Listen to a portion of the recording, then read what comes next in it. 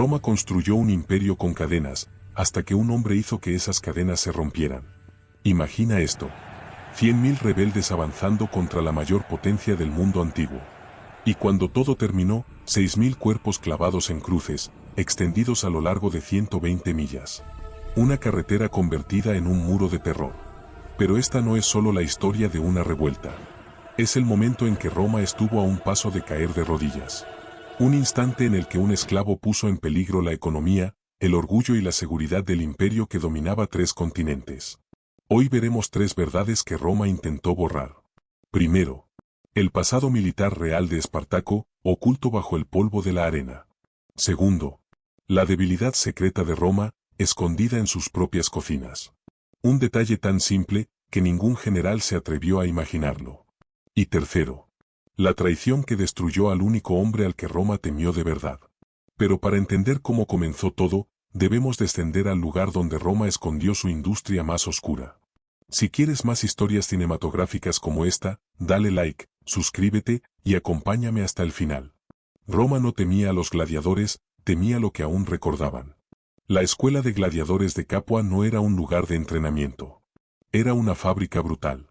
Un espacio pensado para quebrar cuerpos, agotar voluntades y transformar personas en espectáculo.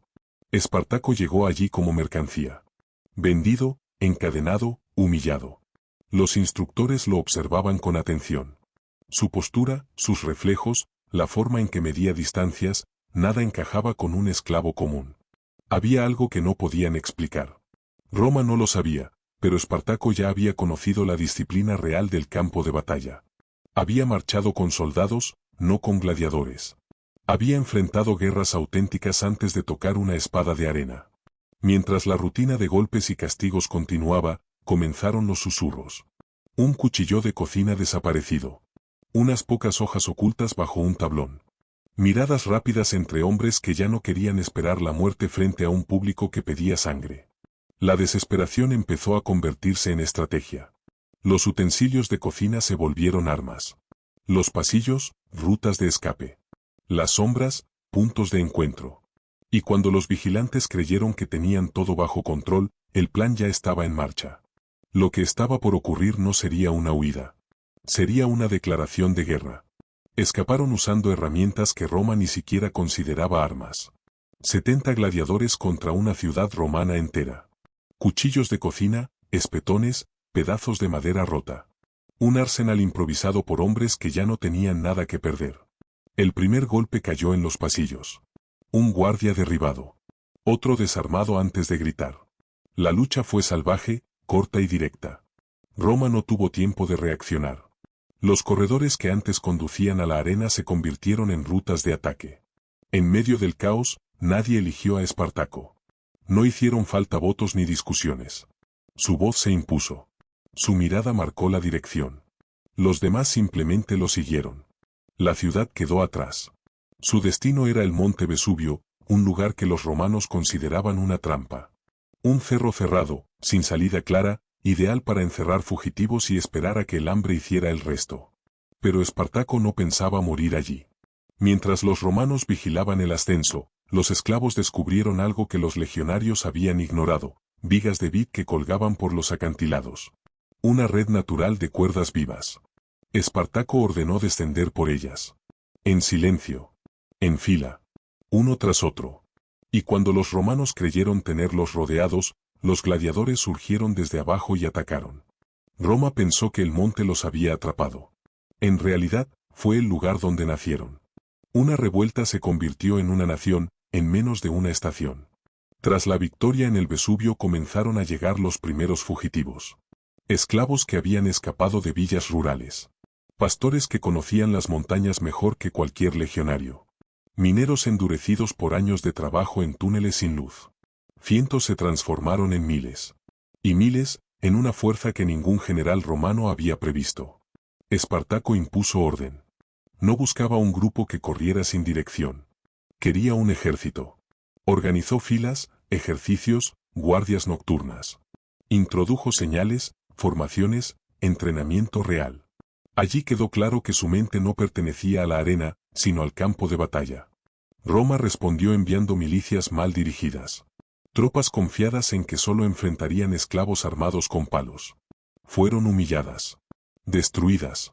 Los rebeldes capturaron carros llenos de armas y provisiones. Los herreros esclavos empezaron a forjar espadas reales, escudos resistentes y puntas de lanza dignas de una legión. El caos inicial desapareció. Espartaco prohibió el saqueo indiscriminado y castigó la violencia interna. Quería disciplina, no destrucción sin sentido. Mientras tanto, algo inesperado comenzó a suceder. Familias enteras aparecieron en el campamento. Madres que buscaban refugio. Niños que seguían a los rebeldes por seguridad. Personas que no querían luchar, solo vivir sin cadenas. Cuando Roma finalmente comprendió que esto no era un disturbio pasajero, ya era demasiado tarde. Los imperios no caen en un día, caen por etapas. Las primeras señales aparecieron cuando Espartaco derrotó a ejércitos dirigidos por cónsules. Era la humillación más alta que podía sufrir la República. No solo habían perdido contra esclavos, habían perdido contra un ejército formado por quienes Roma creía incapaces de sostener una lanza. El Senado estalló en discusiones. Los discursos se volvieron gritos. Las acusaciones, veneno político. Cada facción culpaba a la otra de permitir que un solo hombre desmontara el orgullo militar que había construido medio mundo. La economía comenzó a temblar. Las rutas de esclavos fueron interrumpidas. Los mercados no sabían si habría manos suficientes para cosechas, canteras o construcción. Las villas temían revueltas internas. Los comerciantes dudaban en enviar mercancías sin escolta. Todo lo que mantenía a Roma funcionando empezaba a desmoronarse. En las calles, los rumores crecían con más rapidez que las tropas. Se decía que Espartaco marcharía directamente hacia la capital. Que incendiaría villas, liberaría prisioneros, destruiría templos. Lo que antes era arrogancia se volvió miedo. Los mismos ciudadanos que aplaudían crucifixiones ahora cerraban puertas, almacenaban comida y miraban hacia el sur con inquietud. Roma comprendió, por fin, que no enfrentaba un motín. Enfrentaba una amenaza capaz de romper el equilibrio de toda la República. Pero el Senado tomó una decisión. Una decisión que cambiaría la historia. Para aplastar a una leyenda, Roma convocó a un monstruo. Marco Licinio Craso era el hombre más rico de la República. Su fortuna compraba ejércitos, favores, silencios. Pero nada de eso bastaba. Quería gloria. Quería un triunfo militar que lo colocara por encima de todos. Y odiaba a Espartaco porque ese esclavo estaba robando la fama que él creía merecer. Craso reorganizó el mando con un método que heló la sangre de sus propias tropas. Introdujo la decimatio. Cada 10º soldado era ejecutado por sus compañeros. No importaba si era inocente. Lo importante era el miedo. Un miedo tan profundo que los legionarios temían más a Craso que al ejército rebelde. Después levantó una muralla de 40 millas en el sur. Estacas, fosos, torres, barricadas. Una prisión hecha de madera y tierra, diseñada para encerrar a miles de hombres y esperar a que el hambre hiciera el resto. Dentro, el campamento rebelde empezó a quebrarse. La comida se agotaba. Las discusiones crecían. El tiempo jugaba a favor de Roma. Cuando parecía que aún quedaba una salida, ocurrió el giro decisivo. Los piratas, que habían prometido trasladar a los rebeldes por mar, traicionaron a Espartaco. Se llevaron el oro. Abandonaron a los fugitivos en la costa. La única ruta de escape desapareció de un instante a otro. Ahora Espartaco tenía que elegir, morir huyendo o morir luchando. Hasta las leyendas sangran. Espartaco abrió una brecha en la muralla de Craso. Una franja estrecha, defendida con furia, pero suficiente para romper el encierro. Los rebeldes salieron empujando con lo que les quedaba de fuerza. No era una victoria, era una fuga a través del hambre. El ejército rebelde avanzó sin rumbo claro. Estaba hambriento, dividido, desesperado. Algunos discutían, otros caían agotados. Las madres entregaban su último trozo de pan a los niños. Los ancianos caminaban en silencio, sabiendo que no resistirían otra noche de frío. En una de las escaramuzas, Espartaco mató a varios oficiales de Craso. No buscaba gloria. Solo intentaba abrir un camino ancho para los suyos. Atacaba con rapidez, desaparecía entre la maleza, reaparecía donde menos lo esperaban. Cada golpe retrasaba a las legiones que los perseguían sin descanso. El desgaste era devastador. Muchos pedían que dejaran atrás a los heridos. que avanzaran con quienes aún podían correr. Espartaco se negó. No iba a salvarse dejando a otros morir en el suelo. Esa decisión lo volvió más lento, pero también más humano ante los ojos de quienes lo seguían. Pensaban que lo peor ya había pasado, que el muro, el hambre y las traiciones eran suficientes pruebas. Pero el golpe final no vendría de Craso. Vendría de alguien a quien Espartaco jamás había temido. Un hombre puede morir, pero una idea no.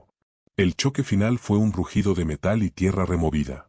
Las filas romanas avanzaron con disciplina implacable. Los rebeldes respondieron con la fuerza desesperada de quienes ya no esperan sobrevivir. En medio del polvo, Espartaco vio a Craso y cargó directamente hacia él. Era una furia imposible de detener. Cortó escudos, atravesó líneas, empujó a legionarios que intentaban cerrarle el paso. 2 centuriones se interpusieron para proteger a Craso. Espartaco los derribó con golpes rápidos, precisos, casi instintivos. La distancia entre él y su enemigo se redujo, y entonces llegó la lluvia de lanzas. Lo hirieron en brazos, piernas, espalda. Las rodillas cedieron. La sangre oscureció el suelo. Pero incluso arrodillado siguió luchando. Cada movimiento era una negativa. Una forma de decir que Roma podía quebrar su cuerpo, pero no su voluntad. Los legionarios lo rodearon. El círculo se cerró. Las últimas acciones de Espartaco se perdieron entre escudos y gritos. Cuando el combate terminó, no había rastro de su cuerpo. Ningún soldado pudo señalar el lugar exacto de su caída. Algunos dijeron que sus propios hombres lo retiraron. Otros, que el campo se lo tragó.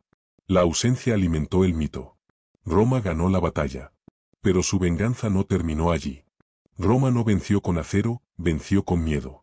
Craso ordenó crucificar a 6.000 rebeldes a lo largo de la Vía Apia. Kilómetro tras kilómetro, los postes se alzaron como una muralla de muerte. 120 millas de cuerpos expuestos al sol, al polvo y al silencio. Un camino convertido en advertencia. Los ciudadanos tuvieron que pasar frente a ellos. Obligados a mirar los rostros de quienes morían lentamente. A escuchar gemidos que se prolongaban durante días. A sentir el mensaje que Roma enviaba sin pronunciar una palabra. Cuando el último cuerpo fue clavado, la República celebró. Orden restaurado. Seguridad garantizada. Pero bajo los festejos quedó una herida profunda. Una imagen imposible de borrar.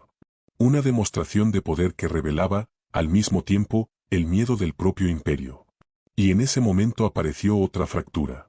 Pompeyo regresó del norte afirmando que él había acabado con los últimos fugitivos. Craso reclamó la victoria. Pompeyo la arrebató con una frase. El orgullo de ambos se volvió veneno político. Roma creyó haber cerrado la historia. Creyó que todo había terminado con el último clavo. Espartaco murió. Pero su rebelión apenas comenzaba. Las cadenas se rompen, pero sus ecos permanecen. Con el paso de los siglos, Espartaco dejó de ser un nombre y se convirtió en un símbolo. Su figura apareció en revueltas campesinas, en motines de esclavos, en movimientos modernos que buscaban liberación. Generación tras generación lo transformó en un recordatorio de que la resistencia puede nacer incluso en el lugar más improbable. La economía esclavista de Roma quedó al descubierto después de su levantamiento. Un sistema que parecía indestructible mostró grietas profundas. Dependía del miedo, de la brutalidad, de la idea de que ciertos cuerpos debían obedecer sin condición. Espartaco demostró que ese orden no era natural. Que una estructura sostenida por cadenas podía desmoronarse con la voluntad de quienes se negaban a seguir arrastrándolas. El mensaje final se volvió más fuerte que la propia rebelión. Los imperios caen cuando olvidan que los seres humanos se quiebran antes que los sistemas. Y cuando un sistema obliga a demasiados a vivir arrodillados, la caída se vuelve inevitable. La última enseñanza quedó grabada en la memoria histórica. Espartaco probó que no existen esclavos por naturaleza. Solo cadenas temporales. Si quieres más historias cinematográficas de los secretos ocultos de la historia como esta, dale like al vídeo, suscríbete y dime, ¿fue Espartaco un héroe o el mayor miedo de Roma?